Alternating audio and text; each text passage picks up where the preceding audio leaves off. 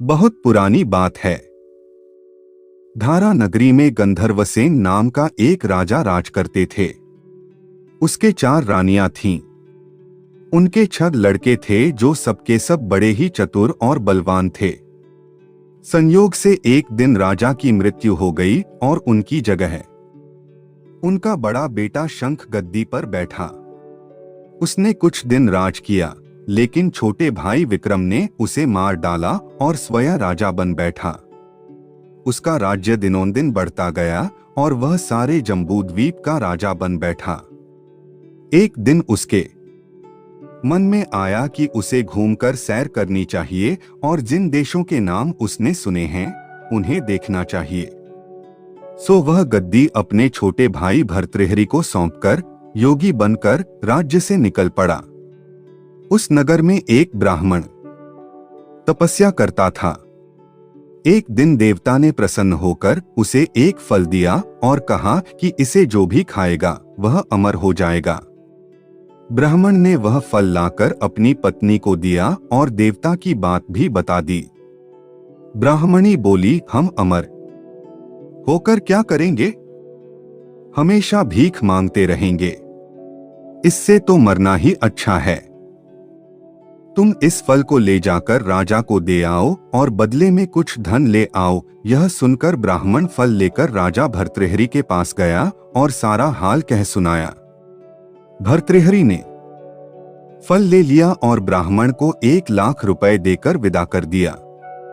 भर्तृहरि अपनी एक रानी को बहुत चाहता था। उसने महल में जाकर वह फल उसी को दे दिया। रानी की मित्रता शहर कोतवाल से थी। उसने वह फल कोतवाल को दे दिया। कोतवाल एक वेश्या के पास जाया करता था। वह उस फल को उस वेश्या को दे आया। वेश्या ने सोचा कि यह फल तो राजा को खाना चाहिए। वह उसे लेकर राजा भर्तृहरि के पास गई और उसे दे दिया। भर्तृहरि ने उसे बहुत सा धन दिया, लेकिन जब उसने फल को अच्छी तरह से देखा तो पहचान लिया। उसे बड़ी चोट लगी, पर उसने किसी से कुछ कहा नहीं। उसने महल में जाकर रानी से पूछा कि तुमने उस फल का क्या किया? रानी ने कहा, मैंने उसे खा लिया। राजा ने वह फल निकालकर दिखा दिया। रानी घबरा गई और उसने सारी बात सच सच कह दी। भर्तृहरि ने पता लगाया तो उसे पूरी बात ठीक ठीक मालूम हो गई। वह बहुत दुखी हुआ। उसने सोचा, यह दुनिया मायाजाल है, इसमें अपना कोई नहीं। वह फल लेकर बाहर आया और उसे धुलवाकर स्वयं खा लिया। फिर राजपाट छोड़ योगी का भेष बना जंगल में तपस्या करने चला गया। भर्तृहरि के जंगल में चले जाने से विक्रम की गद्दी सूनी हो गई। जब राजा इंद्र को यह समाचार मिला तो उन्होंने एक देव को धारा नगरी की रखवाली के लिए भेज दिया। वह रात दिन वहीं रहने लगा। भर्तृहरि के राजपाट छोड़कर वन में चले जाने की बात विक्रम को मालूम हुई तो वह लौटकर अपने देश में आया। आधी रात का समय था। जब वह नगर में घुसने लगा तो देव ने उसे रोका। राजा ने कहा, मैं विक्रम हूं, यह मेरा राज है, तुम रोकने वाले कौन होते? देव बोला, मुझे राजा इंद्र ने इस नगर की चौकसी के लिए भेजा है। तुम सच्चे राजा विक्रम हो तो आओ, पहले मुझसे लड़ो। दोनों में लड़ाई हुई।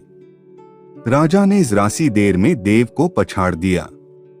तब देव बोला, हे राजन, तुमने मुझे हरा दिया, मैं तुम्हें जीवनदान देता हूं। इसके बाद देव ने कहा, राजन, एक नगर और एक नक्षत्र में तुम 3 आदमी पैदा हुए थे।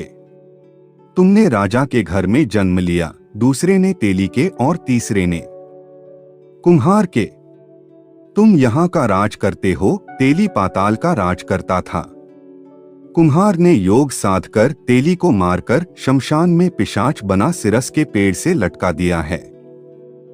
अब वह तुम्हें मारने की फिराक में है, उससे सावधान रहना। इतना कहकर देव चला गया और राजा महल में आ गया।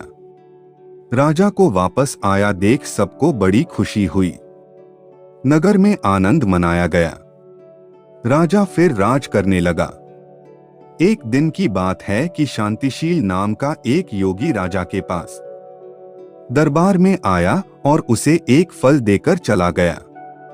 राजा को आशंका हुई कि देव ने जिस आदमी को बताया था कहीं यह वही तो नहीं है। यह सोच उसने फल नहीं खाया, भंडारी को दे दिया। योगी आता और राजा को एक फल दे जाता। संयोग से एक दिन राजा अपना अस्तबल देखने गया था। योगी वहीं पहुंच और फल राजा के हाथ में दे दिया। राजा ने उसे उछाला तो वह हाथ से छूटकर धरती पर गिर पड़ा। उसी समय एक बंदर ने झपटकर उसे उठा लिया और तोड़ डाला।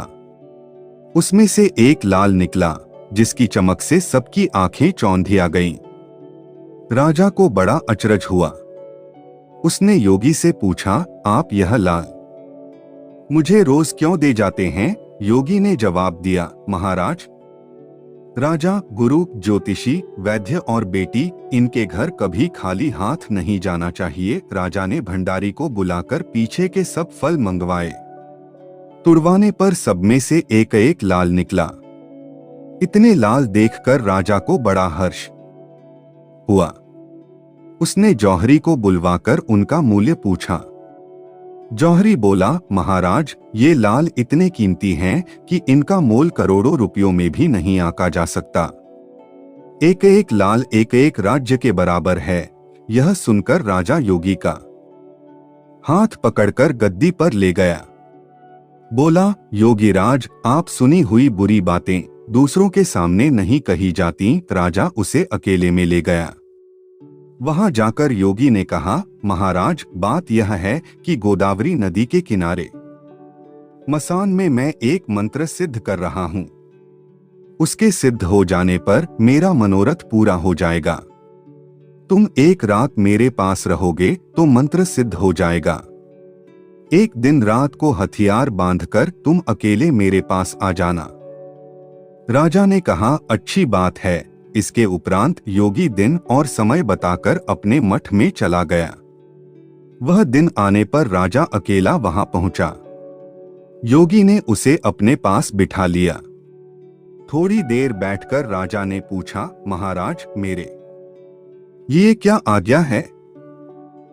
योगी ने कहा, राजन, यहाँ से दक्षिण दिशा में 2 कोस की दूरी पर मसान में एक सिरस के पेड़ पर एक मुर्दा लटका है। उसे मेरे पास ले आओ, तब तक मैं यहाँ पूजा करता हूँ। यह सुनकर राजा वहां से चल दिया। बड़ी भयंकर रात थी। चारों ओर अंधेरा फैला था। पानी बरस रहा था। भूत प्रेत शोर मचा रहे थे। सांप आकर पैरों में लिपटते थे। लेकिन राजा हिम्मत से आगे बढ़ता गया। जब वह मसान में पहुंचा तो देखता क्या है कि शेर दहाड़ रहे हैं, हाथी चिंघाड़ रहे हैं, भूत प्रेत आदमियों को मार रहे हैं। राजा बेधड़क चलता गया और सिरस के पेड़ के पास पहुंच गया। पेड़ जड़ से फुनगी तक आग से दहक रहा था। राजा ने सोचा, कौन हो यह? वही योगी है जिसकी बात देव ने बताई थी। पेड़ पर रस्सी से बंधा मुर्दा लटक रहा था। राजा पेड़ पर चढ़ गया और तलवार से रस्सी काट दी। मुर्दा नीचे गिर पड़ा और दहाड़ मार मार कर रोने लगा। राजा ने नीचे आकर पूछा, तू कौन है? राजा का इतना कहना था कि वह मुर्दा खिलखिकर हंस पड़ा। राजा को बड़ा अचरज हुआ। तभी वह मुर्दा फिर पेड़ पर जा लटका। राजा फिर चढ़कर ऊपर गया और रस्सी काट मुर्दे का बगल में दबा नीचे आया। बोला, बता तू कौन है? मुर्दा चुप रहा। तब राजा ने उसे एक चादर में बांधा और योगी के पास ले चला। रास्ते में वह मुर्दा बोला, मैं बेताल हूं। तू कौन है और मुझे कहां ले जा रहा है? राजा ने कहा, मेरा नाम विक्रम है। मैं धारा नगरी का राजा हूं। मैं तुझे योगी के पास ले जा रहा हूँ। बेताल बोला, मैं एक शर्त पर चलूंगा। अगर तू रास्ते में बोलेगा तो मैं लौटकर पेड़ पर जा लटकूंगा। राजा ने उसकी बात मान ली। फिर बेताल बोला, पंडित, चतुर और ज्ञानी, इनके दिन अच्छी अच्छी बातों में बीतते हैं, जबकि मूर्खों के दिन कलह और नींद में। अच्छा होगा कि हमारी राह भली बातों की चर्चा में बीत जाए। मैं तुझे एक कहानी सुनाता हूँ, ले सुन। रोज ऐसी वीडियो पाने के लिए हमारे चैनल को सब्सक्राइब करें और बेल आइकन को ऑन कर ले ताकि आने वाली वीडियो का नोटिफिकेशन आपको मिले।